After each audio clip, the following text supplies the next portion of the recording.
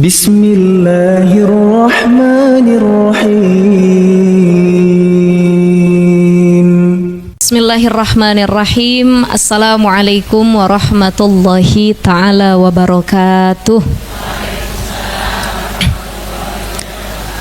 Ibu-ibu semua, para jamaah Rumil, Majelis Rumil Al-Hilya yang hadir pada pagi hari ini, ya, yang sudah menyempatkan waktunya untuk sama-sama berkumpul ngaji. Kita sama-sama nyari ilmu, mudah-mudahan semua dalam keadaan sehat walafiat. Dan insya Allah apa yang kita pelajari pagi hari ini mudah-mudahan bisa kita amalkan di kehidupan kita sehari-hari. Ibu sehat semuanya? Alhamdulillah. Alhamdulillah sehat. Uang belanja lancar ya Bu ya? Lancar, alhamdulillah. Ini kelihatan dari senyuman ibu-ibu nih, seger ya. Artinya uang belanjanya lancar, lagi sehat badannya, hatinya lagi tenang, lagi nggak ada penyakit hati, makanya senyumnya merekah semua. Apa kata Nabi? Salah satu yang disebut sedekah itu bukan cuman pakai harta. Kita punya harta, kita sedekahin. Kita punya baju, makanan, kita sedekahin. Tapi orang yang banyak senyum sama saudaranya, apalagi itu saudara semuslimnya, maka dia sedang bertasaddaku, bersedekah. Karena tabassumuka fi wajhi akhika shadaqah. Maka kalau ketemu siapapun banyakin senyum. Saya ngeliat ibu-ibu tadi baru masuk senyum semua. Ada juga yang merenggut. Saya nggak tahu lagi banyak pikiran apa bagaimana ya Bu ya. Cuman kelihatan kalau yang banyak senyum hatinya lagi tenang. Mudah-mudahan sampai pulang juga rajin senyum. Cuman jangan senyum terus, nggak ada mingkem-mingkemnya, bingung juga nanti ya Bu ya. Iya. Pagi hari ini insya Allah kita lanjut di pembahasan kitab Nasaihul Ibad. Kalau ada yang punya kitabnya, kalau belum ada insya Allah nanti di bulan depan saya bawa lagi ya, beberapa mungkin. Kita baca Ummul Quran suratul Fatihah untuk pengarang kitab Nasaihul Ibad ala hadihin ya wa ala kulli niyatin salihah, khususan mu'aliful kitab Syekh Syihabuddin Ahmad bin Hajar Syai'unillahi lahum al-Fatihah. A'udzu billahi minasy syaithanir rajim. Bismillahirrahmanirrahim. Alhamdulillahi rabbil alamin. Arrahmanir rahim. Maliki yaumiddin. Iyyaka na'budu wa iyyaka nasta'in. Ihdinas siratal mustaqim. Siratal ladzina an'amta 'alaihim ghairil maghdubi 'alaihim waladdallin. Rabbana ighfir lana wa liwalidina amin. Baik, kita lanjut di Nasaihul Ibad. Kalau bulan lalu kita bahas tentang dunia ya Bu ya, kesombongan dan dua sumber kemaksiatan. Ibu-ibu masih ingat? Masih? Mungkin ada yang nggak datang bulan kemarin tapi lihat via YouTube ataupun online ya. Jadi kita flashback sedikit. Sombong itu terbagi dua, ada bagha, ada togha sebutannya dalam Al-Quran ya. Ada bagha, ada togha. Kalau bagha itu adalah sombong dengan harta, fabagha alaihim. Banyak orang yang sombong dengan harta yang dia miliki. Ya, saya mah mobil saya mewah, dia mah kagak punya mobil. Baju saya mah branded, dia mah nggak pernah barangnya branded sedikit pun. Ini sombong fabagha, dengan harta yang dia genggam. Ada yang kedua togha. Togha itu adalah sombong dengan tahta, kedudukan. Idhab ila fir'auna innahu togha. Kala itu Fir'aun sombong kepada masyarakat sekitar, khususnya Nabi Musa alaihissalam. Kenapa? Karena dia merasa seorang raja, punya jabatan, punya tahta, punya pangkat. Oh, pangkat saya tinggi nih, saya kepala wilayah di Cinere katanya. Saya ketua RT, saya ketua RW. Wah, sombong bukan main. Bahkan ada dulu filmnya Pak RT yang juga berangkat haji, disebutnya harus Pak Haji RT 2 kali. Pak RT haji 2 kali, bagaimana sih begitu ya Bu ya nyebutnya ya. Jadi sekali lagi haji, orang yang pulang haji dapat sebutan haji itu bukan karena dia yang minta, nggak boleh kalau kita yang minta. Tapi kalau ada orang yang manggil Bu Haji, Pak Haji, itu namanya sebutan orang ke kita. Ada orang pulang haji nggak dipanggil Bu Haji, dia ngomel. Dia bilang, nih saya punya gelang nih. Ini gelang kalau saya udah berangkat haji, dia bilang. Maka harus panggil saya Bu Haji 5 kali. Karena udah 5 kali berangkat haji. Ini nggak boleh ya. Tapi kalau ada orang yang manggil Bu Haji, alhamdulillah. Bahkan banyak orang yang belum berangkat haji tapi sudah dipanggil haji.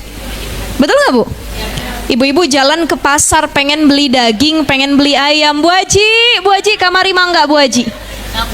Dalam hati kita, amin ya Allah. Walaupun saya belum pernah ke Baitullah, walaupun saya belum haji, mudah-mudahan jadi doa. Tapi ada orang yang kalau dipanggil Bu Haji dia malah ngambek. Bu Haji, kamari Bu Haji. Saya teh belum haji, nggak usah dipanggil haji. Padahal tinggal diaminkan, amin ya Rabbal Alamin. Bukan kita yang minta, tapi orang yang manggil, begitu ya Bu ya. Idhab ila fir'auna innahu tagha. Jadi kala itu Fir'aun sombong dengan kedudukan jabatan, bahkan dia merasa Tuhan. Ya, saking sombongnya Fir'aun kala itu, dia merasa bukan lagi raja, bukan lagi pimpinan wilayah, tapi dia merasa Tuhan. Maka dia marah kepada Nabi Musa tatkala Musa punya Tuhan yang lain disembah, karena dia merasa Tuhan gitu ya. Nauzubillah min zalik. Jadi kemarin kita sudah bahas ada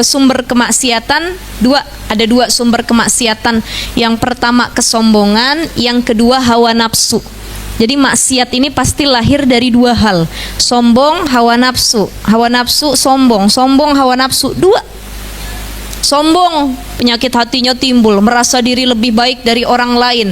Dengki, nggak boleh orang punya sesuatu lebih dari kita. Sombong. Punya pangkat, sombong. Punya suami ganteng, sombong. Punya anak-anak banyak, cantik, tampan, sombong. Punya wajah yang cantik Allah beri, sombong. Merasa apapun yang dimiliki lebih dari orang lain, timbul sifat sombong. Karena dosa pertama kali yang dilakukan oleh makhluk Allah adalah al-kibru, sombong. Siapa yang lakuin? Saya udah bahas kemarin. Iblis laknatullah alaih. Ya, ini dosa yang pertama kali dilakukan oleh makhluk Allah yang bernama iblis adalah sombong. Maka Allah nggak suka kemaksiatan yang berawal dari kesombongan. Yang kedua, hawa nafsu. Hawa nafsu. Jadi nggak jadi tujuan utama banget dunia gitu ya. Bal akhadhu minha qadru daruratihim, tapi mereka menggunakan dunia hanya sekedar kebutuhan mereka. Ini salah satu pengertian dari zuhud ya. Jadi begini, latar belakang lahirnya zuhud. Jadi sejarah adanya sifat zuhud. Ibu-ibu, mari difahami, zuhud ini kerja hati, perbuatan hati, zuhud. Zuhud itu gimana Ustazah? Kalau sepemahaman saya, kata ibu-ibu, zuhud itu benar-benar meninggalkan dunia, nggak mau lagi mencari dunia, nggak mau lagi pakai mobil, motor, pakaian mewah, baju harus compang-camping, ya, nggak mau lagi makan makanan yang enak, bahkan bersemedi ataupun bertahanus, berdiam diri di atas gunung ibadah tanpa memikirkan dunia. Apa zuhud seperti itu ibu-ibu? Tidak. Nah, ini awal sejarah zuhud. Dulu Nabi SAW hijrah dari Mekah ke Madinah ya. Ketika Nabi SAW sampai ke Madinah, pertama kali yang dibangun oleh beliau itu bukan rumah, bukan funduk hotel, bukan bangunan yang megah, bukan, tapi masjid yang dibangun sebagai tempat berkumpulnya umat muslim. Di masjid ini ada yang disebut dengan Ahlus Sufah. Dulu Nabawi itu tempat perkumpulan Ahlus Sufah, orang-orang sufi. Kalau bahasa sekarang tuh santrinya Nabi.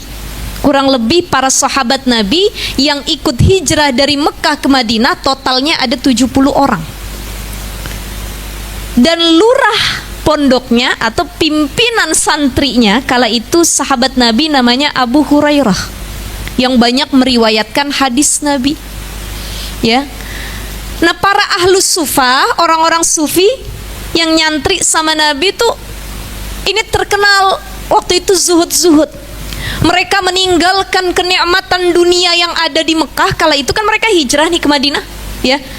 Hartanya ditinggal, rumah yang bagusnya ditinggal, dagangannya, investasinya, depositnya, emasnya ditinggal. Mereka rela ikut dakwah Nabi, pindah ke Madinah dengan tidak memiliki apapun kala itu. Udah, nyantri, ngaji sama Nabi, belajar, hidup apa adanya. Bukan maksudnya nggak nyari dunia lagi, enggak. Tetap, cuman tidak gemerlap dengan kehidupan dunia. Ini awal mulanya tokoh-tokoh sufi itu dari para sahabat. Kemudian ada yang satu sangat terkenal tokoh sufi, namanya Imam Hasan Al-Basri. Imam Hasan Al-Basri ini dulu lahirnya di kota Madinah, ya. Beliau lahir ketika masa pemerintahan, masa kepemimpinan Khalifah Umar bin Khattab, ya, dan tumbuh waktu itu jadi seorang ulama pada masa pemerintahan Bani Umayyah, ya, setelah Khulafaur Rasyidin. Nah, adanya sifat zuhud yang dipopulerkan oleh Imam Hasan Al-Basri kala itu karena kurang lebih sebagai sindiran atau perlawanan, antitesa. Sebab kekhalifahan setelah Khulafaur Rasyidin kala itu mereka sedang bermewah-mewahan, bermegah-megahan, al-hakumut takasur. Jadi waktu itu baik di Umayyah ataupun Abbasiyah, kan khalifah itu ada 4. Kita buka sejarah lagi ya Bu ya. Khalifah Khulafaur Rasyidin yang meneruskan kepemimpinan Nabi waktu itu setelah Nabi wafat ada 4. Abu Bakar, Umar, Utsman, Ali. Setelah 4 Khulafaur Rasyidin ini wafat, maka berpindah menjadi kepemimpinan dan lain sebagainya, sampai hafal kisahnya Joda Akbar. Nah, itu salah satu kekhalifahan Islam kala itu. Ya, ada kerajaan Persia, kerajaan Mughal di India, ada lagi kerajaan Fatimiyah di Mesir, ada lagi Bani Umayyah, ada lagi Bani Abbasiyah dan lain sebagainya. Nah, Imam Hasan Al-Basri tumbuhnya kala itu di masa Umayyah, di mana raja-rajanya tuh lagi mewah-mewahan Bu hidupnya. Dia pemimpin meneruskan kekhalifahan, cuman emasnya bertabur, pakaiannya emas, semuanya serba emas, makan selirnya banyak dan lain sebagainya, apapun yang diinginkan ada, lagi sedang bermewah-mewahan. Maka muncul kala itu seorang ulama, tokoh zuhud yang terkenal, Imam Hasan Al-Basri. Imam Hasan Al-Basri. Jadi kalau bicara tentang zuhud, kita harus nanya dulu sama diri kita sendiri, kita nih udah zuhud apa belum ya? Jadi zuhud itu bukan berarti meninggalkan dunia keseluruhannya, bukan. Zuhud itu bukan milik orang miskin. Dan orang kaya bukan berarti tidak bisa zuhud, bukan. Tapi zuhud itu pekerjaan hati. Ada orang yang kaya raya tapi hatinya zuhud. Ada orang yang secara harta miskin tapi hatinya tidak zuhud kepada Allah. Jadi zuhud itu maknanya adalah ketika kondisi batin kita tidak tercemar oleh ambisi harta duniawi. Ketika kondisi batin kita tidak tercemar oleh ambisi harta duniawi. Ada orang kaya, banyak hartanya, kita doain nih, salah satunya founder Rumil, Bu Vera. Beliau alhamdulillah Allah kasih kecukupan harta. Ini tempat, ya, maskan ini tempat yang kita ngaji sekarang jadi ladang kebaikan, ilmu. Punya harta tapi hartanya menjadi wasilah untuk lebih taat kepada Allah. Ada orang yang Allah kasih harta banyak tapi yang difikirkan duniawi. Hari ini saya harus beli baju model apa, bulan ini saya minimal harus nambah 10 baju, jilbab model terbaru. Kalau kemarin mungkin French khimar, sekarang ada lagi model khimar ABCD dan lain sebagainya, katanya. Kalau kemarin ada baju model begini, bulan ini minimal 3 baju model terbaru harus saya beli. Nah, ini belum zuhud. Kenapa? Karena masih dunia yang dia kejar, yang dia ikutin. Ibu-ibu, sekarang lagi rame istilah frugal living. Jadi orang-orang kota itu, jangan kita anggap, wah orang kota yang hartanya banyak, mewah, mereka nggak zuhud. Salah. Bahkan ada istilah baru namanya frugal living. Jadi frugal living ini sebenarnya diadopsi dari sifat zuhud. Ada orang-orang kaya yang sebenarnya duitnya banyak, hartanya banyak, cuman dia mau hidupnya frugal living, apa adanya. Dia bilang, baju saya pengen kapsul wardrobe aja lah. Apa tuh kapsul wardrobe? Hah? Seadanya aja gitu ya. Atau mungkin warnanya ya nggak banyak-banyak, itu aja.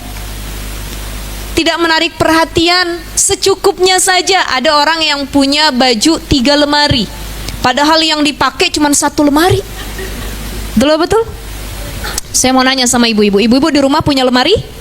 Punya dong. Lebih banyak baju ibu apa suami?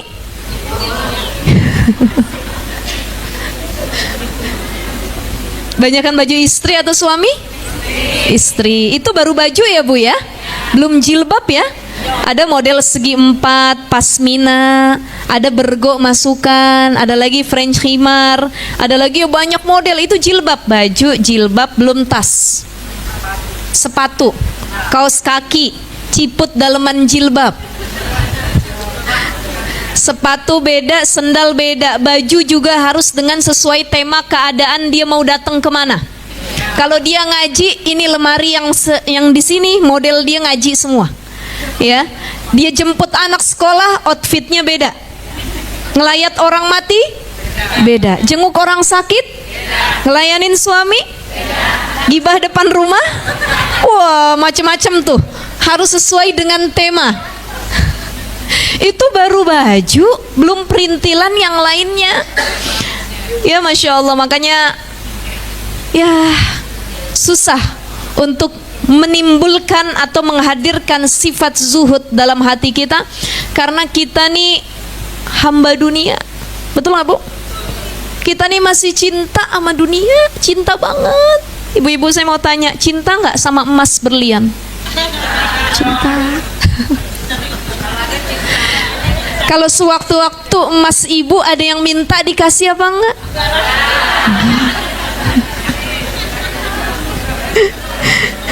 Ya. Ya kalau masih emas geraman mah nggak apa-apa Ustazah, jangan asal emas suami yang dipinta gitu ya Bu ya. Nah ini sulitnya berlaku zuhud, karena orang yang zuhud tadi dia punya harta tapi dia tidak ambisi dengan harta dunia yang dia miliki. Dikasih sama Allah, alhamdulillah dia jaga. Tapi diambil sama Allah, dia merasa itu cuma titipan. Nah itu yang disebut dengan zuhud. Maka ada yang bertanya begini, Ustazah, emang semua nabi itu zuhud? Iya, semua nabi itu zuhud. Tapi ada loh nabi yang kaya raya, Nabi Sulaiman, Nabi Daud alaihi salam. Berarti mereka nggak zuhud dong. Siapa yang berani mengatakan Nabi Sulaiman dan Nabi Daud tidak zuhud? Bukan berarti orang yang banyak hartanya dia tidak zuhud, bukan? Satu ketika Imam Abu Hanifah, ya salah seorang imam fiqih yang terkenal, itu jalan ketemu sama sahabatnya, kawannya. Kucluk. Mau kemana? Mau ke sini. Loh, kok kamu tumben pakaiannya kayak gini? Kata Imam Abu Hanifah. Iya, saya pengen bersifat zuhud. Padahal kawannya Imam Abu Hanifah ini orang yang sangat kaya raya, banyak sekali hartanya. Kata Imam Abu Hanifah, kenapa engkau melakukan begini? Zuhud itu bukan seperti itu. Bukan memakai pakaian compang-camping, padahal di lemari kamu banyak pakaian yang bagus dan mampu untuk kamu pakai. Bukan. Jadi zuhud itu bukan berpakaian compang-camping, memakai sesuatu yang paling buruk. Bukan seperti itu. Tapi zuhud ketika engkau mampu memaknai dan berlaku zuhud dengan firman Allah, fa amma bi ni'mati rabbika fahaddis. Ingat, orang yang Allah kasih nikmat kepada diri dan keluarganya, fahaddis, ungkapin kenikmatan tersebut. Kita dikasih uang banyak sama Allah, dikasih harta, rizki, bisa beli pakaian yang layak, pakai baju yang bagus. Kita dikasih harta yang banyak, makan makanan yang enak. Jadi bukan berarti harus meninggalkan dunia keseluruhan. Kalau ada orang dia kaya raya, tiba-tiba nggak mau dia pakai semua yang bagus, dia bilang saya lagi zuhud. Nah itu bukan zuhud namanya. Pelit. Ya. Maka Nabi Sulaiman dan Nabi Daud mereka juga zuhud kepada Allah Subhanahu wa taala. Ya, apa kata Nabi Sulaiman? Allah mengujiku dengan harta yang aku miliki. Jadi orang kaya yang punya harta banyak itu bukan nikmat dari Allah. Ibu-ibu, difahami sekali lagi. Orang yang kaya yang dapat harta atau rizki banyak dari Allah bukan berarti itu nikmat, tapi itu ujian dalam bentuk kesenangan. Ujian dalam bentuk kesenangan. Hati-hati yang kaya raya, yang banyak duit, yang emasnya di mana-mana, jangan nganggep itu nikmat Allah. Tapi Allah lagi nguji, imma syakiron au imma kafuron. Kamu yang punya harta pandai bersyukur atau jangan-jangan malah kufur. Karena banyak orang kalau udah kaya raya timbul tadi bakhil medit meregehese. Ibu ya, nggak mau berbagi sama orang lain. Nah ini sulitnya berlaku demikian. Nabi Sulaiman biarpun beliau kaya raya, tapi kekayaannya dipakai untuk menjadi wasilah lebih mendekatkan diri kepada Allah Subhanahu wa taala.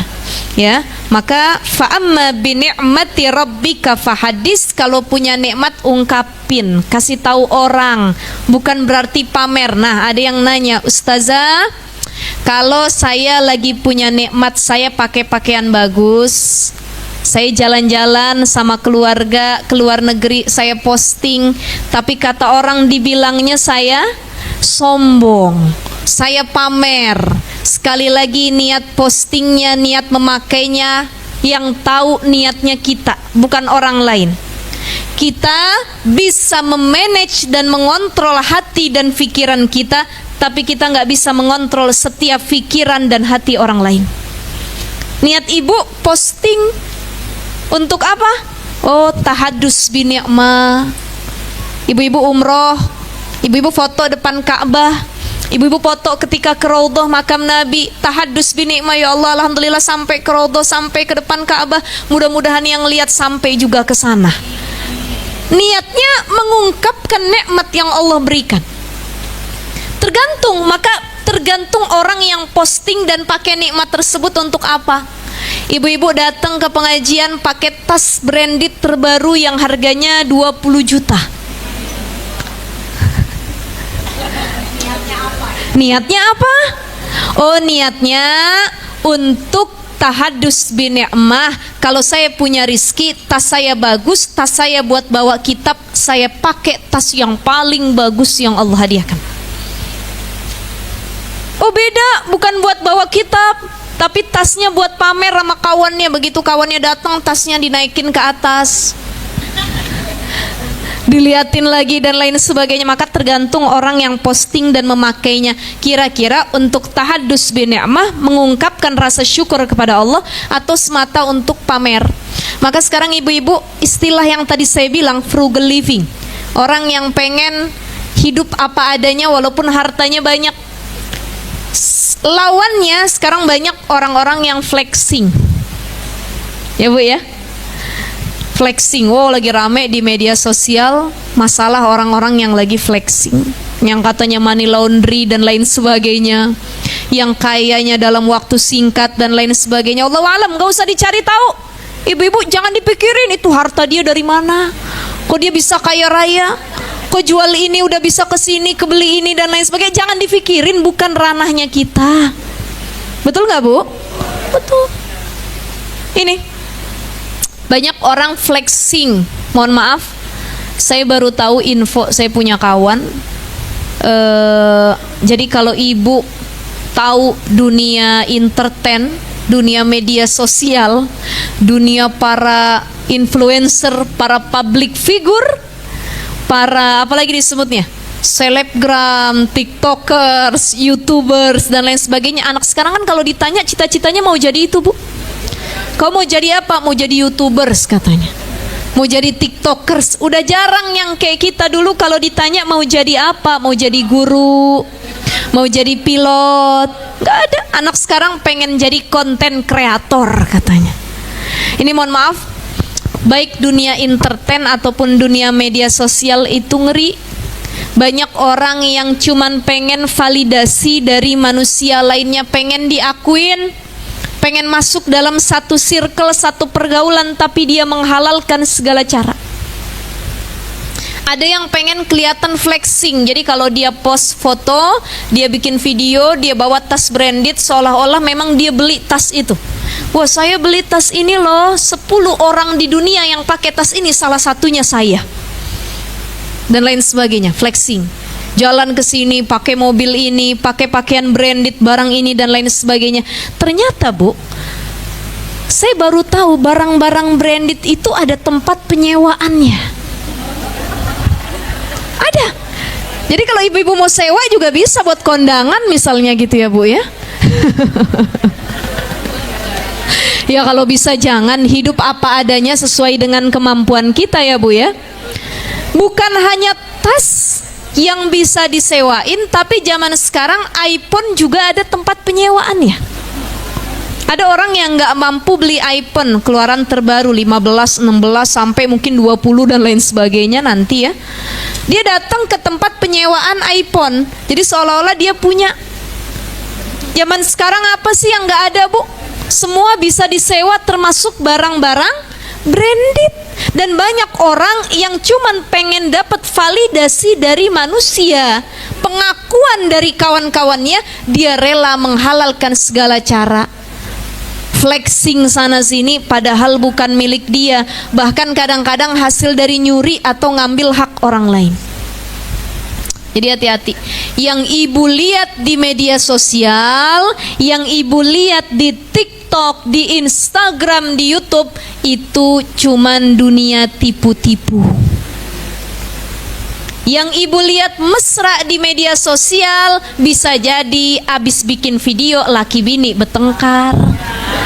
Gak usah laki bini ustazah, saya sama suami aja kalau minta dipotoin abis itu berantem kata ibu-ibu. Betul ya? Ibu udah bergaya berapa kali ngambil spot yang bagus, suaminya tetap gak pinter motoin. Kalau ibu yang motoin suaminya bagus, tapi kalau suami yang motoin ibu kadang-kadang setengah badan, kepalanya doang, burem dan lain sebagainya. Ya suaminya belum tahu fungsi kamera belakang ya Bu ya. Emang gitu Bu, rata-rata suami jadi begitu. Jadi semua yang kelihatan indah belum tentu apa yang kita pikirkan, sesuai dengan apa yang kita pikirkan. Ya, bisa jadi habis itu bertengkar dan lain sebagainya. Itu kemarin saya ngelihat berita ya, ada TikTokers luar negeri. Saya nggak tahu di Indonesia ada apa enggak.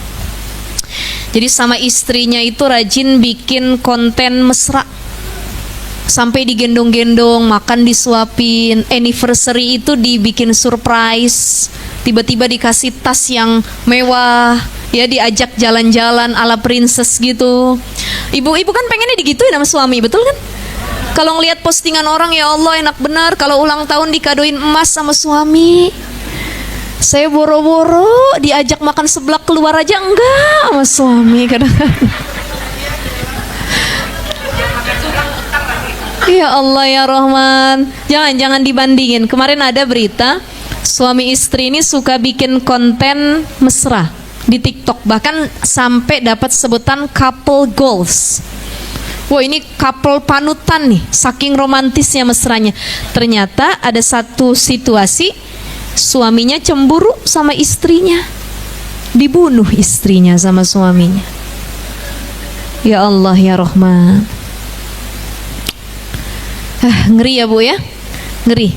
Jadi kalau saya sendiri, saya lagi berada di fase saya tidak lagi ngiler melihat orang yang punya sesuatu lebih dari saya. Enggak ya, kalau tidur miring baru ya Bu ya. Enggak, ini saya sungguh-sungguh nih. Pernah, saya yakin bukan cuma saya, ibu-ibu semua ini kita ngomong dari hati ke hati, sharing ya Bu. Pernah kita mungkin berada di satu momen atau fase yang hati kita sakit kalau ngelihat kawan kita punya sesuatu yang lebih dari kita.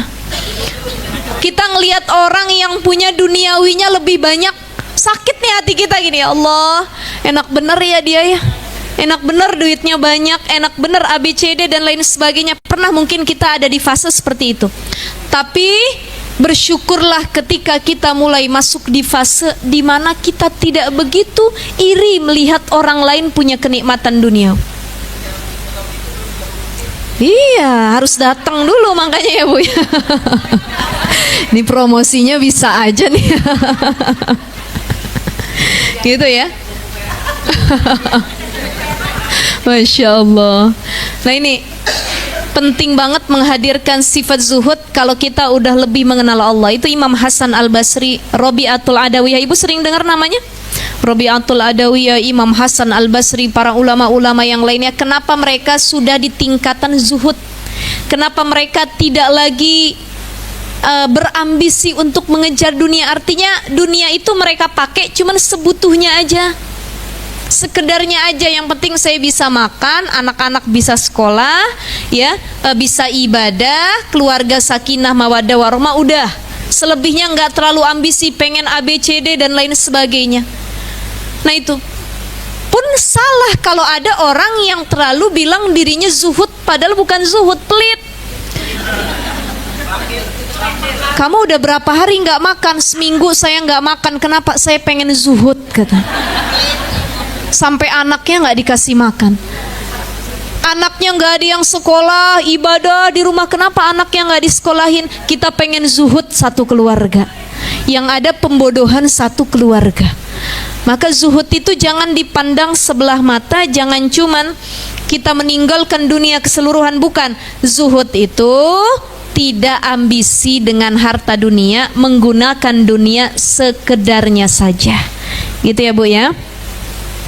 Maka orang yang zuhud sekali lagi adalah orang yang menggunakan aset dunianya untuk kepentingan akhirat. Karena kita faham tugas kita di dunia itu sebagai khalifah. Sebagaimana Allah berfirman dalam surah Al-Baqarah, "Wa idz qala rabbuka lil malaikati inni ja'ilun fil ardi khalifah." Siapa itu khalifah? Khalifah itu adalah orang yang menjadikan aset dunianya untuk kepentingan akhirat. Sekali lagi apa Bu? Khalifah itu orang yang menjadikan aset dunianya untuk kepentingan akhirat. Ibu punya anak, aset dunia bukan? Tapi untuk kepentingan akhirat. Awaladin solihin yad'ulah. Saya punya anak ya Allah bukan sebagai investasi dunia. Saya punya anak bukan berarti kalau hari tua mereka harus balas jasa saya ya Allah. Saya kuliahin, sekolahin anak setinggi-tingginya. Nanti kalau dia punya gaji yang besar, ibu bapaknya yang harus dapat pertama kali. Nanti kalau dia kaya raya, ibu bapaknya minta apapun gak boleh bilang tidak. Bukan, anak bukan aset dunia. Maka kalau kita berpikir anak sebagai aset dunia, hati kita sakit Bu. Ada ibu yang kalau ditengok sama anaknya gak bawa duit, emaknya marah-marah. Kamu ya udah tinggal di Jakarta tapi ngasih duit sama orang tua segini aja. Kenapa? Karena dia masih menganggap anak investasi dunia yang harus balas jasa sama orang tua. Sekali lagi, siapkan hari tua kita karena anak tuh investasi akhirat, aset dunia yang dijadikan untuk kemaslahatan akhirat. Saya punya anak biar saya dapat doa nanti dari anak saya, biar ada sedekah jariah saya yang terus berlanjut sampai akhirat bisabab anak yang soleh dan soleha. Betul nggak Bu? Betul, karena banyak orang tua yang ngungkit anaknya dari orok sampai gede. Ada Bu, mohon maaf, saya punya cerita. Saya punya kawan, dia bilang dia nggak mau pulang ke kampung. Saya tanya kenapa? Dia bilang ada inner child, luka masa lalu. Dia nggak senang kalau ketemu sama orang tuanya, sebab orang tuanya tuh nggak jadi rumah buat dia. Loh kenapa begitu? Ya saya lebih baik sama keluarga di sini aja deh, pulangnya nanti aja lah berapa tahun sekali, nggak mesti tiap lebaran. Karena kalau kami pulang ke rumah, saya nggak pernah dapat kebahagiaan dari orang tua saya. Yang selalu ditanya sama orang tua bukan kabar, bukan bagaimana nak perjuangan kamu selama merantau, bukan. Tapi yang ditanya berapa duit yang kamu bawa, oleh-olehnya apa, kebagian dong semuanya duit, jangan pelit banget jadi orang, dan lain sebagainya. Selalu uang yang ditanya oleh orang tua. Makanya mohon maaf ibu-ibu, ada orang tua yang nggak bisa jadi rumah buat anak-anaknya. Banyak. Makanya ini, anak males datang nengok orang tua, bisa jadi kita muhasabah, mungkin kita bukan jadi tempat kembali yang nyaman buat orang tua. Tapi ada orang tua yang selalu dirindukan oleh anaknya, masakannya rindu, ya Allah kangen sambal emak saya ya Allah, kangen loh deh masakan ibu, kangen kalau tidur di rumah ibu tuh, ibu udah bangun tahajud baca Quran, dibangunin anak satu-satu, senyuman ibu sama anak-anaknya. Orang tua jadi rumah, anaknya rindu pengen pulang. Tapi banyak orang tua yang gak jadi rumah buat anaknya. Anaknya takut kalau pulang ada luka masa lalu. Bahkan saya punya kawan dulu, ya Allah ya Robbi, Allah yarham ya, beliau sudah wafat waktu itu lagi hamil 5 bulan bu, lagi hamil. Jadi selama hidupnya nih nggak pernah dapat kebahagiaan. Mudah-mudahan insya Allah ahli syurga ya, karena meninggalnya sedang dalam keadaan jihad juga, hamil. Saya punya teman yang kesian kisahnya ya, saya ceritain sedikit. Ini yatim, bapaknya udah meninggal, nggak pernah dapat kasih sayang dari seorang ayah, hidupnya sama ibunya dan 3 orang kakaknya laki-laki. Dia anak keempat. Qadarullah ya Rob, kakaknya yang 3 ini 3-tiganya semua melecehkan dia bu, dilecehkan secara seksual, diambil keperawanannya, dimulai pada usia kelas 2 SMP. Dari kakaknya yang pertama, kedua, sampai yang ketiga keseluruhannya. Masuk dia ke pesantren, satu pondok sama saya cerita, nangis sampai mungkin ada, kalau kita ngelihat orangnya tuh kelihatan kalau mentalnya tuh nggak baik-baik saja ya. Ini kan zaman sekarang bu, anak juga harus sering kita lihat ada nggak penyakit mental yang sedang bersemayam di diri mereka. Kemarin di Lebak Bulus ada berita anak umur 14 tahun membunuh ayah ibunya ya. Yang meninggal ayah sama neneknya, ibunya selamat. Tapi seburuk-buruknya anak apa, ibunya ketika diwawancarai sudah sium dari komanya, ibunya bilang saya memaafkan anak saya karena bagaimanapun itu masih anak saya. Ya Allah ya Robbi. Dan ini banyak yang keluarganya malah jadi luka batin buat dirinya sendiri, orang tuanya, kakak-kakaknya, mertuanya dan lain sebagainya, bukan jadi tempat kembali, malah jadi luka batin yang terus membuat kita trauma. Nauzubillahi min zalik. Ya, jadi penting untuk ngelihat anak-anak kita bu, lihat kesehatan mental. Yang saya baca infonya Lebak Bulus itu bukan karena dia suka belajar ya, ternyata ya. Ada yang bilang gara-gara terlalu dipush gitu sama orang tuanya tuh, belajar. Tapi ternyata dari riwayat sebelum-sebelumnya, anaknya tuh emang kena penyakit mental, sudah dibawa ke psikiater sama orang tuanya katanya ya. Jadi sering dapat bisikan-bisikan gaib. Ibu-ibu kalau merasa sering dapat bisikan gaib, buru-buru berobat ya bu ya. Ada duit suami dalam lemari, ambil aja kata, ambil aja. Itu bisikan gaib juga ya. Ya kalau itu mah bukan, itu bukan bisikan gaib, tapi hawa nafsu yang ada dalam diri. Jadi banyak bisikan gaib ya, bisikan setan tadi. Itu biasanya orang-orang yang tertentu dia kena penyakit mental, ada bisikan, udah bunuh aja, tusuk aja, tabrakin aja, jatuhkan ke jurang dan lain sebagainya. Maka penting punya anak itu sering diajak sharing, deep talk, ngobrol. Nah, apa yang kamu rasain hari ini dan lain sebagainya, biar terbuka gitu ya bu ya. Baik. Zuhud, kita kembali lagi ke zuhud. Siapa tadi tokoh zuhud bu? Imam Hasan al-Basri. Bahkan Imam Malik radhiyallahu anhu.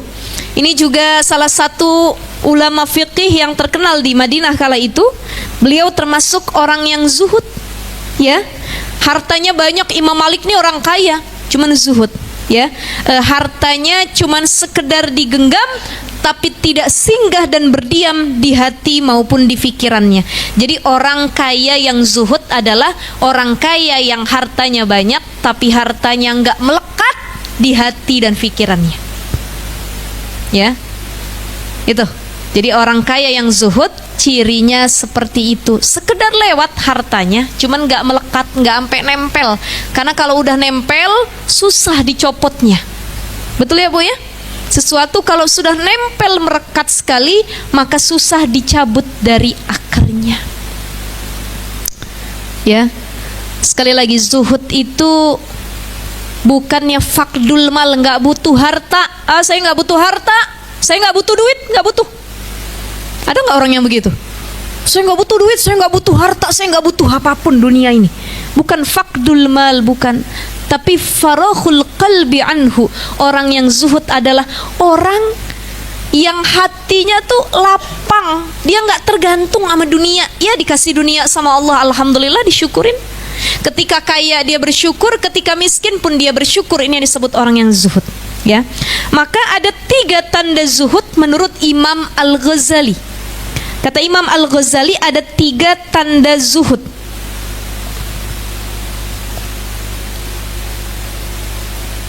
Pertama, al-alamatul ula, ciri yang pertama, alla yafraha bimawjudin wa la yahzanu ala mafqudin.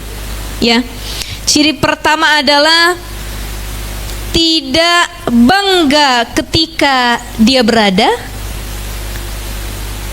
tidak bangga ketika dia berada, dan wala yahzanu, dan enggak sedih ketika dia enggak punya apa-apa. Ini ciri zuhud yang pertama.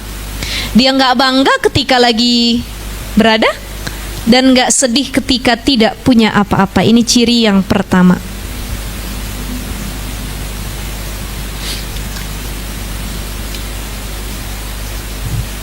Ciri yang kedua, bagaimana ciri zuhud itu menurut Imam Al-Ghazali? Al-alamatus saniyah, ciri yang kedua, tidak terpengaruh oleh pujian dan hinaan. Ya, nggak ngaruh buat saya dipuji apa dihina, sama aja. Penting saya mah hidup ibadah dah. Dia muji saya alhamdulillah, dia hina saya biarin aja. Coba jadi orang yang cuek itu asik Bu, betul nggak Bu? Benar nggak? Tapi jadi orang yang kepikiran, semua kita pikirin, cepat seteruknya tuh model begitu tuh. Benar, saya benar ya. Ada orang yang dia tuh suuzonnya tinggi, dipikirin semuanya. Dari mulai hal kecil sampai yang besar dia pikirin. Tapi ada orang yang cuek, alah udah biarin aja dah. Betul ya Bu ya? Ada orang gibahin kita, fitnah, adu domba, biarin aja, angin berlalu dia mah. Udah saya maafin, udah biarin. Dia mah begitu, biarin. Kan enak tuh kalau kita begitu ya Bu ya. Tapi ada orang yang terlalu suuzon. Dia ketemu kawannya hari itu kebetulan lagi nggak senyum sama dia. Mukanya gitu amat tuh. Kayaknya dia lagi dengki sama kita deh kayaknya. Roman-romannya banyak masalah. Emang saya salah apa sih sama dia? Wah, banyak pikiran kita, suuzonnya timbul. Saya salah apa sih sama dia? Kok dia nggak ada senyumnya sama sekali? Biasanya negor kok minim banget negornya. Ini salah satu ciri orang yang tidak zuhud. Ya, karena dia butuh pujian. Dia butuh pujian. Dia terpengaruh oleh hinaan dan lain sebagainya. Nih orang yang zuhud itu dipuji alhamdulillah, dihina tidak berkecil hati. Ada yang bilang kita hina, kita bilang alhamdulillah. Kerja hati ini sulit Bu, sulit gak sih Bu? Ibu kalau tujuan hidupnya Allah, lebih mudah melangkah untuk menjalankan kehidupan. Ada orang punya sesuatu, Allah, yang penting saya mah tenang, gak ganggu siapapun, gak bikin dosa sama siapapun, alhamdulillah. Tuh tenang tuh, karena dia udah mengenal Allah dengan sebaik mungkin. Tapi ketika ada orang yang hidupnya nggak tenang, bisa jadi dia lagi jauh dari Allah Subhanahu wa ta'ala. Ya Bu ya, itu ciri yang kedua, apa? Tidak terpengaruh oleh pujian ataupun hinaan. Gak ngaruh buat saya dipuji sama dihina begitu ya. Sama aja baginya yang hina maupun yang muji.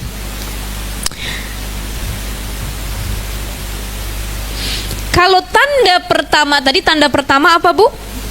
Tidak berbangga ketika kita berada dan tidak sedih ketika kita tidak punya apa-apa. Saya belum terangin yang pertama tadi ya.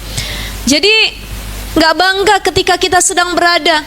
Ini biasanya berkaitan dengan harta. Oh, lagi banyak uang, hati-hati. Jangan sampai kita nyari kawan atau memperluas pertemanan dengan harta. Mohon maaf, banyak kawan yang deket sama kita gara-gara kita lagi kaya raya.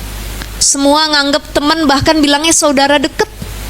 Dia ngaku-ngaku tuh kalau kita lagi kaya raya, saya saudara tuh misanan sama dia. Kecilnya saya pernah ketemu, padahal nggak tahu ketemunya di mana ya Bu ya. Ngaku-ngaku, Masya Allah. Hati-hati, jangan pernah menganggap bahwa harta bisa membeli segalanya, termasuk pertemanan. Ada orang yang banyak duitnya, gara-gara dia pengen punya banyak teman. Sini saya yang traktir semua. Kamu mau apa? Mau apa saya yang beliin, dan lain sebagainya. Ketika kita tidak punya apa-apa, mereka nggak hadir sebagai penolong kita. Karena cuman harta yang jadi tujuan untuk mencapai pertemanan. Maka agar kita punya teman yang soleh dan solihah, tujuannya Allah. Saya mah nggak punya harta, saya nggak punya apa-apa, cuman saya punya ketulusan untuk sama-sama kita taat kepada Allah Subhanahu wa Ta'ala. Itu pertemanan yang adem ayem tuh, begitu ya Bu ya. Jadi nggak bangga kalau lagi banyak duit, dan kita nggak sedih kalau lagi tiada. Ibu sedih nggak kalau lagi nggak punya Bu? Berarti kita belum zuhud ya Bu ya. Betul ya. Ya, emang kita masih sulit dan masih jauh dari kata zuhud. Kadang-kadang timbul rasa bangga, ustazah lagi banyak duit, saya mau kaya raya nih, banyak duit saya, bangga. Tapi lagi nggak punya, sedih, ya Allah, kok susah bener makan ya Allah. Wayahna tempe lagi, teri lagi ya Allah, dan lain sebagainya. Nah ini kita masih sedih dengan keadaan ketidakberadaan. Ya, ridho itu sulit. Ibu, halo, masih hidup? Masih. Saya lanjut ya. Ciri orang bahagia kata para ulama, salah satunya adalah ciri orang yang bahagia, di antaranya wal qanaatu bil qalil. Dia merasa cukup, terima apa adanya walaupun sedikit yang dia pegang. Wal qanaatu bil qalil. Qanaah. Tapi nyatanya kita nih sulit bersyukur kalau lagi sedikit. Suami ngasih uang belanja, kan sehari biasanya tuh 10 juta ya Bu ya, dikasih gitu. Kalau lihat wajah-wajah ibu-ibu nih besar-besar uang belanjanya gitu ya. Amin apa Bu? Masya Allah. Ada yang malah dia nggak pernah katanya. Jadi kalau yang baik-baik itu amin ya robbal alamin. Suami biasanya ngasih uang banyak, kadang-kadang bukan cuman buat belanja, masak, jajan anak-anak, tapi kita bisa self care, merawat diri. Ibu yang mungkin ke salon 2 hari sekali, treatment wajah seminggu sekali, kan lagi berada tuh ya. Bilang apa Bu? Alhamdulillah. Ternyata kita menemukan satu situasi atau kondisi di mana nggak seperti biasanya. Yang tadinya suami ngasih 10 juta, cuman ngasih 15.000. Nih mah ya, cukup-cukupin. Ke salonnya di skip dulu. Nanti aja, jauh amat ya. Loh, hidup kan nggak ada yang tahu, betul nggak Bu? Hidup ini bagaikan roda. Ada yang bilang roda kehidupan, kadang di atas, kadang di bawah, kadang di belah kanan, kadang di belah kiri, kadang dihormati, kadang dihina oleh orang lain. Itu namanya hidup. Jadi nggak ada yang di atas terus, yang di bawah terus, nggak ada yang dihina terus atau dipuji terus. Masing-masing berputar, merasakan fase kehidupan dan lain sebagainya. Ketika kita sedang berada di fase yang nggak seperti biasanya, tetap kita bilang alhamdulillah. Alhamdulillah ayah, biarpun 15.000, yang penting hasil dari hal yang halal tuh. Tapi kan sulit ngomong begitu Bu. Betul.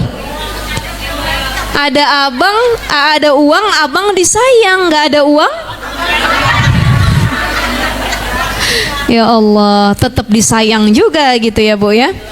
Maka yuk Kita hadirkan sifat zuhud dalam hati kita.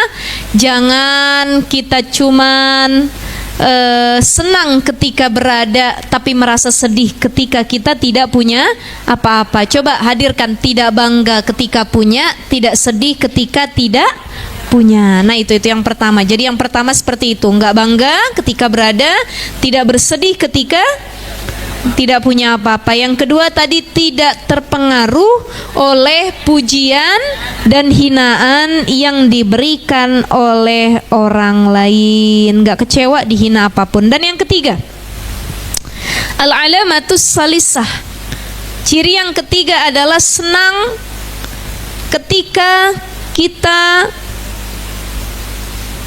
dekat dengan Allah Subhanahu wa ta'ala. Timbul kenikmatan ibadah dalam hatinya. Ini yang sulit, menghadirkan kenikmatan iman, lazzatul iman, kenikmatan ibadah dalam diri kita, hati kita sulit.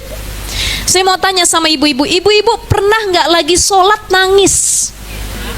Pernah? Sering? Karena apa biasanya? Allah, mestinya kita sholat tuh nangis karena apa? Ingat dosa. Yang kedua, rindu sama Allah. Makanya ada doa nih yang gak boleh dilepas kalau kita habis sholat. Allahumma inni as'aluka ridhaka wal jannah wa a'udzubika min sakhatika. Ibu, ibadah kita semua, ibadah tujuannya tuh apa? Karena pengen dapat pahala apa dapat ridho Allah? Saya pernah sampaikan di pembahasan dulu udah lama. Tingkatan orang ibadah tuh beda-beda. Yang pertama, dia pengen dapat kenikmatan duniawi. Saya tahajud ya Allah tiap malam 12 rakaat semata-mata agar diangkat derajat saya. Suami saya mau daftar PNS biar lulus PNS-nya. Anak saya mau masuk perguruan tinggi yang bergengsi biar lulus masuk ke perguruan tingginya. Suami saya biar naik jabatannya. Saya biar ya macam-macam. Itu namanya ibadah karena mengharap balasan duniawi. Jadi tingkatan paling rendah. Ibadah karena, mohon maaf, ada yang paling rendah lagi di bawahnya. Ibadah karena mengharap pujian dari manusia. Dia ibadah karena pengen dipuji. Ih rajin bener tuh ngajinya.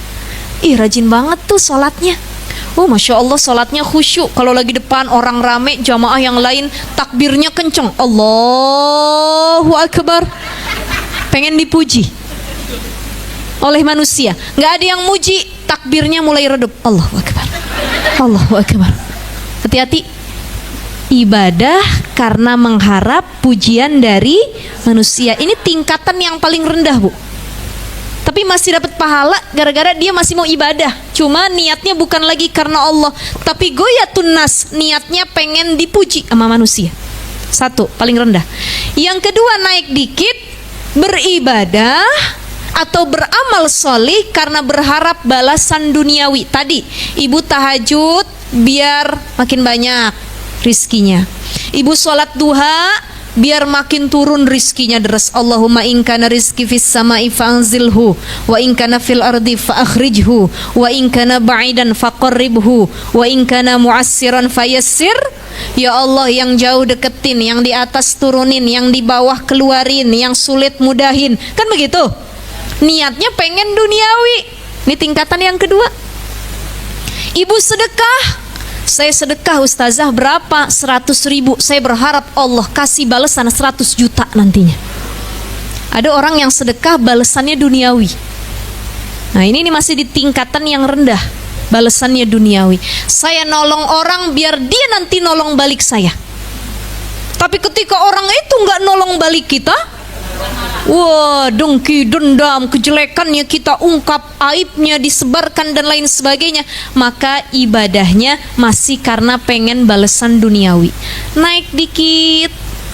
Yang pertama pujian manusia. Yang kedua balasan duniawi.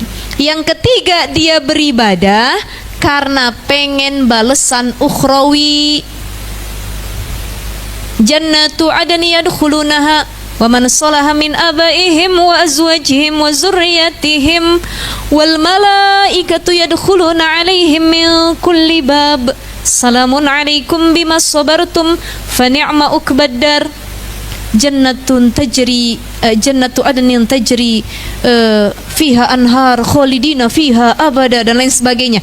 Orang yang ibadah selama di dunia dia mengharap balasan di akhirat, dapat pahala dari Allah. Walahum ajrun azim, dapat pahala yang besar, satu pahala. Yang kedua, ngarepin surga. Kita tadaburi ayat tentang bagaimana indahnya surga. Hurum maksuratun fil khiyam. Ya Allah, dalam surga nanti ada bidadari yang saking mulusnya pahanya, betisnya sampai kayak kaca kelihatan dalamnya, Bu. Saking beningnya tuh. Tulang-tulangnya kelihatan, tapi itu cantik, Bu. Jangan kita bayangin ya. Kalau sekarang kita bayangin serem juga gitu ya. Wah, sampai kelihatan isi-isinya dan lain sebagainya. Itu hurum maksuratun fil khiyam, para bidadari yang udah nyambut di dalam surga. Ibu-ibu tenang, ada bidadara juga. Jadi jangan cemburu sama bapak-bapak. Enak banget bapak-bapak dapat bidadari, kita juga dapat nanti. Ya, cuman yang paling tampan dibanding bidadari lainnya adalah pasangan kita sendiri. Ibu-ibu pengen gak di surga ketemu lagi sama suami? Sedikit yang jawab pengen nih. Ini beban rumah tangga apa gimana? Lisannya menjawab pengen, hatinya bilang gak ada ganti apa? Di dunia itu, surga itu lagi ketemunya. Masya Allah, Bu. Ibu, biar kata suami kita ngeselin selama di dunia, tapi di surga nggak bakal ngeselin sama sekali. Betul ya? Jadi yang kelihatan yang baik-baiknya aja nanti sama ibu-ibu ngeselin ya sama suaminya. Bahkan suami juga bilang, aduh Pak Ustadz nggak ada ganti apa yang di surga. Ini mulu kayaknya di dunia ketemu ini, sampai akhirat dia lagi mukanya gitu ya. Tenang, Allah siapkan nanti dalam bentuk sebaik-baiknya. Jadi kan pengennya kita satu keluarga masuk surga. Wa man salaha min abaihim, suaminya soleh, istrinya soleha, anak-anaknya soleh-soleha, masuk surga sekeluarga, gandengan bareng-bareng. Keluar para malaikat, assalamualaikum, waalaikumsalam. Keluarga Haji Imron, iya Masya Allah, Pak Haji Imron, Bu Haji Imron, kok bisa satu keluarga masuk surga? Iya nih, alhamdulillah ya Rob, salamun alaikum bima sabartum fa ni'ma uqbadar. Selamat Pak Haji, Bu Haji, selama di dunia udah sabar, jadiin keluarganya soleh-soleha. Ya, kita pamit dulu ya malaikat, mau kemana? Mau staycation di surga. Betul nggak ibu-ibu? Bukan lagi staycation, tapi jadi penduduk surga. Kalau sekarang staycationnya, healingnya, jalan sama keluarganya mungkin, yuk kita ke hotel ini, ke villa ini, ke negara ini, ke kota ini. Tapi itu cuman di dunia. Orang tua, keluarga yang berhasil jadiin satu keluarganya waman solaha, soleh-soleha, masuk surganya gandengan. Yuk Neng, ayo. Neneknya manggil, cucu, ponakannya dipanggil, yuk bareng-bareng yuk masuk surga kita. Allahu Akbar. Ini yang keluarganya soleh-soleha, mudah-mudahan Allah jadiin keluarga kita soleh-soleha semua. Rabbana hablana min azwajina wa zurriyatina qurrata waj'alna lil muttaqina imama. Amin ya rabbal alamin. Tuh soleh-soleha masuk keluarganya ya ke dalam surga. Jadi tingkatan ketiga, orang yang ibadah berharap pahala dan surga dari Allah. Kalau saya sholat, saya dapat surga. Kalau saya sedekah, saya dapat pahala. Saya dapat ABCD balasan dari Allah. Itu masih di tingkatan yang ketiga.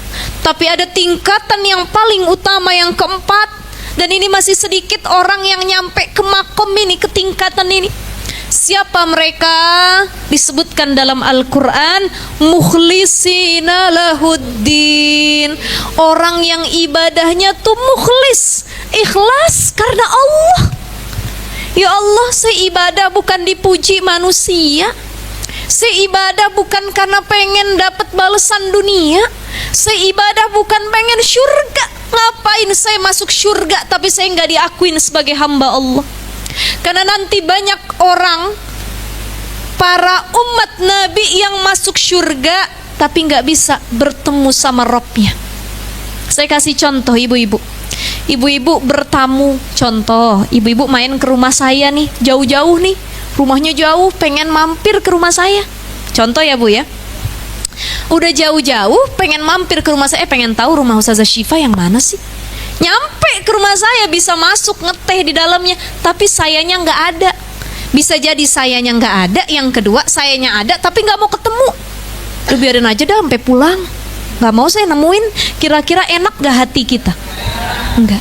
Sama kayak orang masuk syurga, dia udah merasakan kenikmatan syurga. Semua Allah kasih tadi, air yang mengalir sungai, di bawahnya ada air susu, ya, ada madu, sirup dan lain sebagainya. Semua yang dia pengen baru terbetik di hati, Allah datangkan tuh kenikmatan syurga. Mala ainun ra'at wala udhunun sami'at wala khatrun fi qalbin bashar. Nggak pernah kita pandang sebelumnya, nggak pernah kita fikirin sebelumnya, nggak terbetik di hati kita gimana indahnya syurga. Kalau ada sekarang orang jalan-jalan pengen ke New Zealand, pengen ke Sydney, pengen ke New York, pengen ke Swiss yang lagi viral, atau ke Kapadokia, it's my dream, yang kata ibu-ibu, betul ya Bu ya? Semua kalah indahnya sama syurga. Udah masuk ke syurga, menikmati isinya syurga, masih nangis penduduk syurga. Ditanya sama Robnya, sama Allah, madza turidun? Kalian yang di dalam syurga pengen apa lagi? Udah dikasih semuanya. Madza turidun, kata Allah. Maka penduduk syurga mengatakan, liqa'uka ya Rabb, kami pengen ketemu sama Engkau ya Allah. Selama di dunia kami nggak tahu Engkau seperti apa ya Allah. Maksudnya kita belum bertemu langsung sama Allah. Saya menikmati syurga pun saya nggak tahu pemilik syurganya nih siapa, belum pernah ketemu. Maka di sini permintaan luar biasa para penghuni syurga. Karena ada orang yang ibadah tapi cuma ngarep syurga. Tingkatan paling akhir dia ibadah karena pengen ketemu Allah. Allahumma inni as'aluka ridhaka wal jannah. Ya Allah, saya sedekah, saya sholat, saya bakti sama suami, saya didik anak-anak saya ya Allah. Saya nggak balas keburukan orang lain ya Allah. Niat saya ridhaka ya Rabb, saya pengen dapat ridhomu ya Allah. Saya pengen ketemu sama Engkau ya Rabb. Ini orang kalau udah di tingkatan dia tuh rindu, cinta sama Allah ibu. Robi'atul Adawiyah ini pernah dilamar sama Imam Hasan Al-Basri. Robi'atul Adawiyah ini tokoh sufi, suaminya meninggal. Imam Hasan Al-Basri ini tokoh zuhud, ulama zuhud. Datang lamar Robi'ah Adawiyah, ditolak. Bingung Imam Hasan Al-Basri, semua juga bingung. Sekali berulama yang soleh seperti Imam Hasan Al-Basri, kok bisa ditolak sama Robi'atul Adawiyah? Apa alasannya? Kata Robi'atul Adawiyah, bukannya aku gak suka dengan engkau wahai Imam Hasan Al-Basri, bukannya engkau tidak sebaik suamiku yang dulu, bukan. Tapi aku tidak mau menerima lamaranmu karena aku tidak ingin menikah lagi.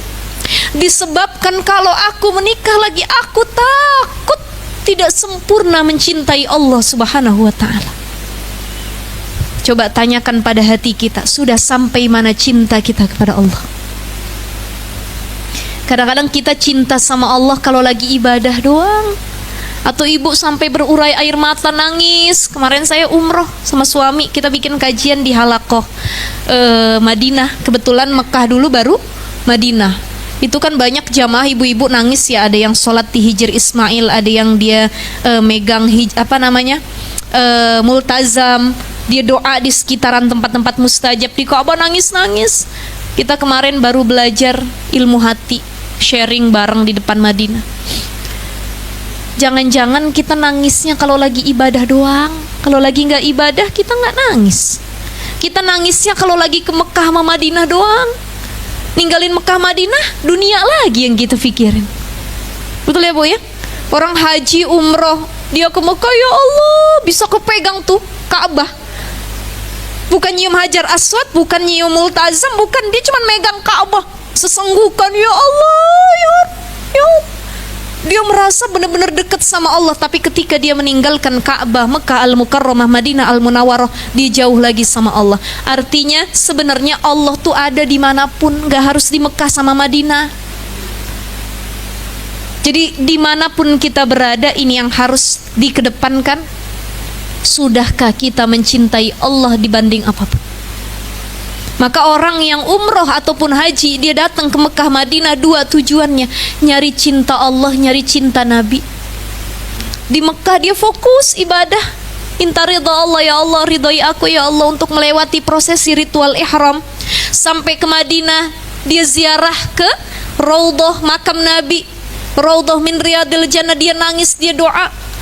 Doanya bukan karena minta dunia, bukan. Ya Allah, saya minta mudah-mudahan saya diakui jadi umat Nabi. Ya Allah ya Rahman. Ini yang kita tanamkan sama anak-anak kita ya Bu ya. Jadi jangan lagi ngarep duniawi, jangan lagi ngarep pujian manusia, tapi yang kita harapin satu. Sekali lagi, jadi orang yang cuek, jadi orang yang hidupnya tuh mudah, lebih tenang, gak gampang sakit, apalagi hatinya adalah orang yang tujuannya Allah. Dah, biarin dia menghina saya. Tadi yang ciri kedua ya Bu ya, biarin dia hina saya. Saya mah gak butuh pujian dari dia, saya cuman butuh ridho Allah gitu. Biarin saya gak diakuin temen, biarin, dia mah manusia. Saya mah cuman butuh diakuin sama Allah gitu. Gitu Bu ya. Jadi ciri yang kedua. Tadi ciri yang ketiga apa?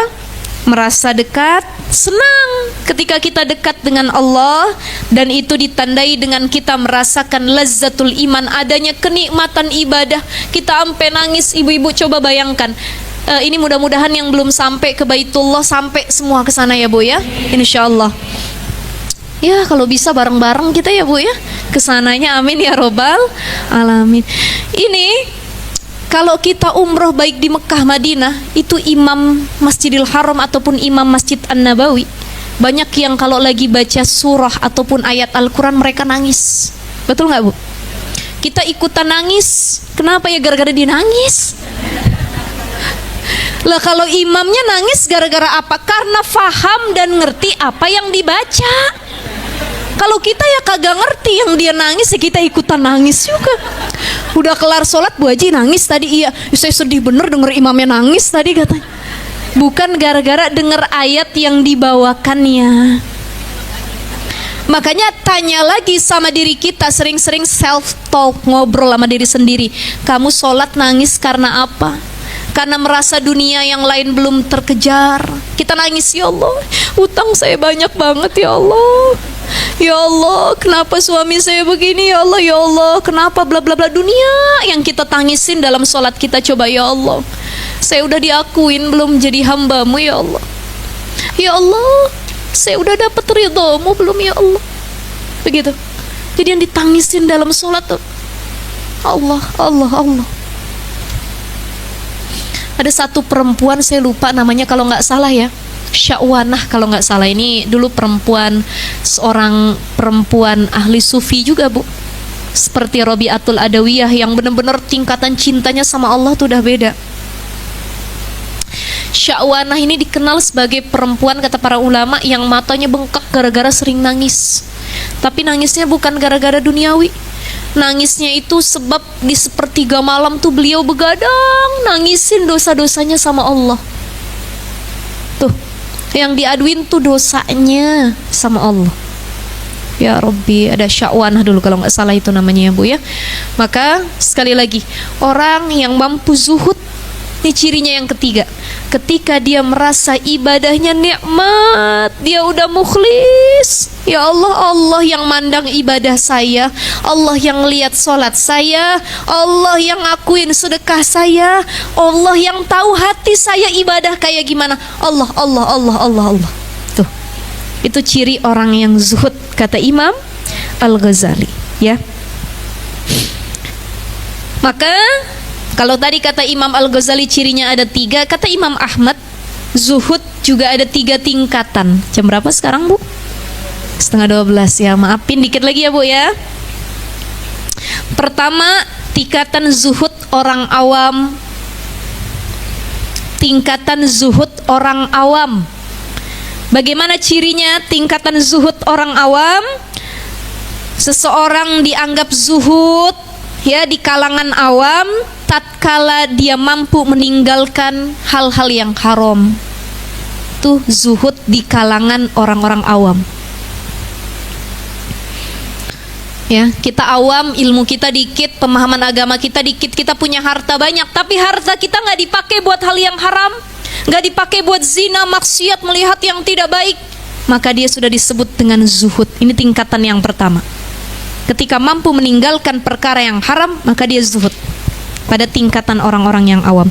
Yang kedua, tingkatan zuhud khawas, orang-orang yang istimewa.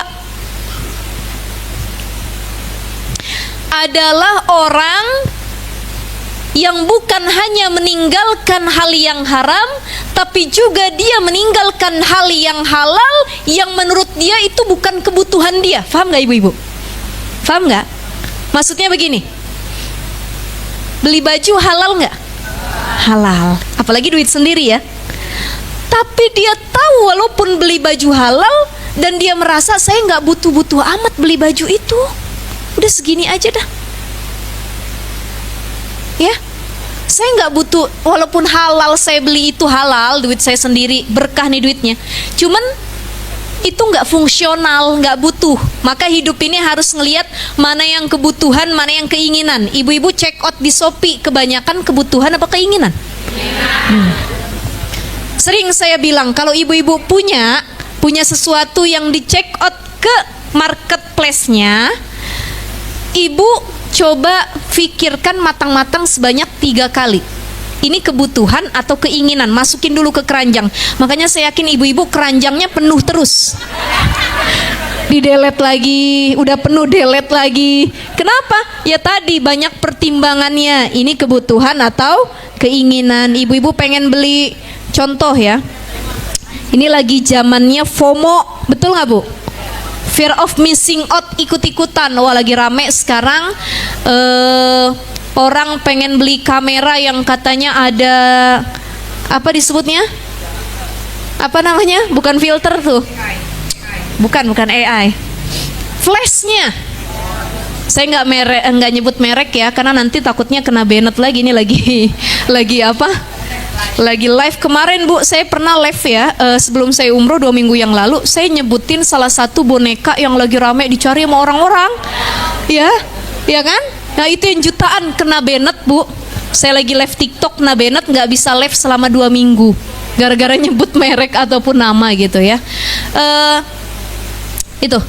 Jadi kita harus pikirin matang-matang. Ibu buka keranjang, oh kayaknya saya beli jilbab warna coklat, lihat lemari jilbab coklatnya numpuk. Oh enggak, ini keinginan doang karena dia ada rumbe-rumbe di bawahnya.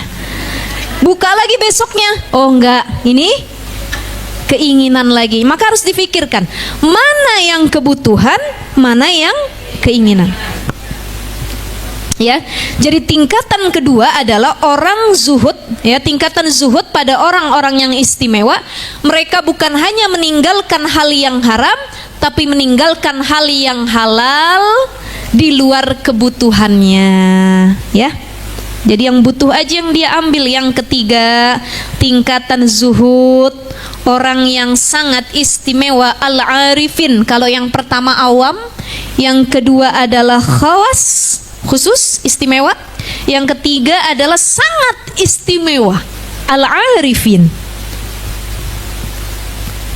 Ini tingkatan paling berat, adalah orang yang menggunakan sesuatu, orang yang meninggalkan segala sesuatu dan benar-benar dilepaskan semuanya hanya untuk mengingat kepada Allah. Artinya apa? Duniawi dia bisa sebenarnya dia dapetin, cuman dah saya nggak kejar dah gitu.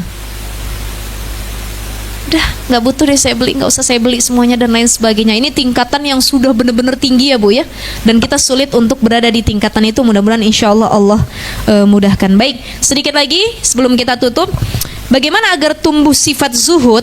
Bagaimana kisi-kisinya? Tipsnya yang pertama, memikirkan kehidupan akhirat. Rajin-rajin mikirin surga, neraka, nanti di akhirat gimana ya? Nanti masuk kuburan gimana ya? Nanti ditanya sama malaikat seperti apa ya? Nanti di yaumil hisab ditanya, ditimbang perihal kita selama di dunia gimana ya? Itu pertama. Pikirkan terhadap kehidupan akhirat. Yang kedua, punya kesadaran bahwa kenikmatan dunia mampu memalingkan hati kita kepada Allah. Jadi kalau pengen berlaku zuhud dalam hati kita, bayangin kalau dunia itu cuman kecil di sisi Allah. Dan seringkali kalau kita terlalu terlena sama dunia, kita lupa sama Allah. Tuh, ya. Bayangkan bahwa dunia mampu memalingkan kita dari Allah Subhanahu wa taala. Dan yang ketiga, adanya kesadaran bahwa mengejar dunia itu melelahkan. Lelah, Bu? Lelah gak sih, Bu? Lelah ya, Bu ya? Ibu kira-kira udah lelah belum sama hidup ini, Bu? Belum. Masih tinggi semangatnya ya, Bu ya? Ya Allah, lelah kadang-kadang ngejar dunia, betul ya? Aduh, gak ada habisnya ngikutin tren, ngikutin A, B, C, D, ngikutin ini, ngikutin FOMO, nggak ada habisnya, lelah. Kalau dunia mah dikejar sampai kapan pun nggak ada ujungnya, begitu. Lelah gitu ya. Maka yang ketiga tadi, adanya kesadaran bahwa lelah banget ngejar dunia, gitu. Dan yang keempat, sadar bahwa dunia itu terlaknat. Dunia itu hina di sisi Allah. Dilaknat segala isinya yang ada dalam dunia. Dan yang terakhir, fahami, ini semua berkaitan dengan dunia, karena zuhud kaitannya dengan dunia ya ibu-ibu ya. Fahami bahwa dunia itu mampu memberikan banyak bahaya kalau kita terlalu mencintainya. Gara-gara dunia kita lupa sama Allah. Gara-gara dunia kita nggak dapat surga. Gara-gara dunia Allah nggak redho. Gara-gara dunia A, B, C, D dan lain sebagainya ya. Baik ibu-ibu sekalian yang dimuliakan Allah Subhanahu wa taala, itu makalah yang ke-10 ya, yakni tentang zuhud, orang yang tidak begitu memperdulikan dunia atau orang yang menggunakan dunia sewajarnya sesuai dengan kebutuhannya dan tidak berambisi dalam mengejar dunia, karena ambisi utamanya adalah mencari ridha Allah Subhanahu wa taala. Baik.